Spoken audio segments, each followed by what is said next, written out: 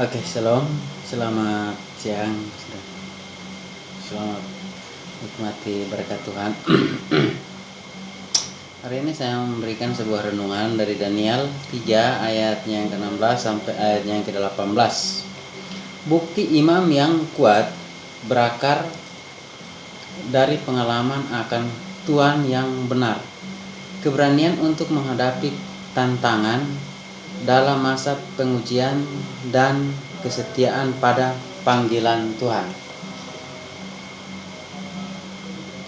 Walaupun keadaan seperti tidak sesuai dengan harapan, mereka harus dilemparkan ke dalam api. Tetapi mereka tetap tidak mau menyembah patung buatan manusia. Mengapa hal buruk bisa terjadi? Dalam masalah Tuhan akan menyatakan mujizatnya, semua barang yang menempel di tubuhnya tidak ada yang terbakar. Ingat, hal-hal sulit tidak akan sampai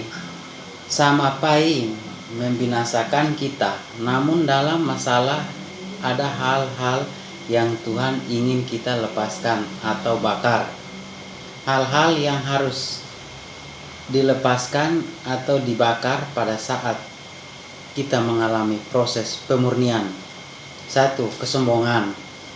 2. Ego dan hal-hal yang tidak berkenan di hadapan Tuhan. 3. Mementingkan diri sendiri atau sifat yang berpusat pada diri sendiri. Maka dari itu, marilah kita hanya pusatkan perhatian kita kepada Kristus, rancangan Tuhan. 4. Ikatan kepemilikan. Banyak hal yang kita pikirkan. Milik kita akan kita bawa sampai mati, tapi hanya Kristus menjadi milik kita. 2. Mengapa hal buruk bisa terjadi? Allah ingin menyatakan pernyataan yang sempurna. Mereka tidak mengalami apapun ketika dilemparkan ke dalam api. Ia ada beserta kita. Ia turut bekerja dalam segala hal dalam kebaikan Tuhan. Tidak menawarkan kemudahan, tapi ia berjanji akan menyertai. Ia datang menyatakannya sebagai Bapa yang penuh kasih melebihi bapak-bapak di dunia ini. 2 Korintus 12 ayat yang ke-9 mengatakan, tetapi jawaban Tuhan kepadaku, cukuplah kasih karuniaku bagimu, sebab justru dalam kelemahanlah kuasaku menjadi sempurna. Sebab itu terlebih suka aku bermegah atas kelemahanku, supaya kuasa Kristus turun menaungi aku. Ia izinkan masalah kelemahan, disitulah Tuhan akan menyatakan kuasanya. Dalam kelemahan kitalah Kristus makin nyata. Ulangan 31 ayat yang ke-6. Kuatkanlah dan teguhkanlah hatimu, janganlah takut dan jangan gemetar karena mereka, sebab Tuhan Allahmu dialah yang berjalan menyertai engkau. Ia tidak akan membiarkan engkau dan tidak akan meninggalkan engkau.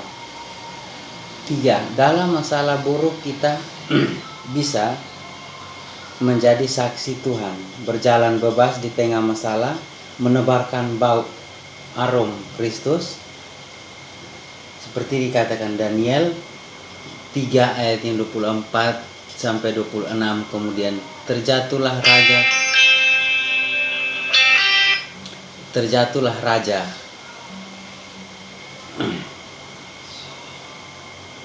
terkejutlah Raja Nebukadnezar, lalu bangun dengan segera berkatalah ia kepada para menterinya, bukanlah tiga orang yang telah kita campakkan dengan terkait kita dalam api itu? Jawab mereka kepada raja, benar ya raja, katanya, Tetapi ada 4 orang kulihat berjalan-jalan dengan bebas di tengah-tengah api itu. Mereka tidak terluka, dan yang keempat itu rupanya seperti anak dewa. Lalu Nebukadnezar mendekati pintu berapi dan nyala-nyalakan itu, kata, "Ya, sadarkan Mesak dan Abednego, hamba-hamba Allah yang maha tinggi, keluarlah dan datanglah kemari." Lalu keluarlah saudara Mesak dan dari api itu. 2 Korintus 2 ayat 14 sampai 15 mengatakan, "Tetapi syukur bagi Allah yang dalam Kristus selalu membawa kami di jalan kebenarannya.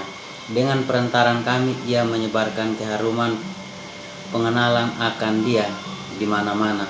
Sebab bagi Allah kami adalah bau yang harum dari Kristus di tengah-tengah mereka yang diselamatkan dan di antara mereka yang binasa. Injil harus tetap berharap. Maju berteriak Injil." Wahyu 19 ayat 10 dikatakan, "Lalu berkata kepadaku, tulislah, berbahagia mereka yang diundang ke perjamuan kawin anak domba." Katanya lagi kepadaku, perkataan itu adalah benar, perkataan-perkataan dari Allah. Maka bersyukurlah aku di depan kakimu untuk menyembah Dia. Tetapi Ia berkata kepadaku, "Janganlah berbuat demikian. Aku adalah hamba sama dengan engkau dan saudara-saudariku yang memiliki kesaksian Yesus, sembahnya Allah, karena kesaksian Yesus adalah roh nabuat." Amin. Terima kasih. Tuhan Yesus memberkati kita semua.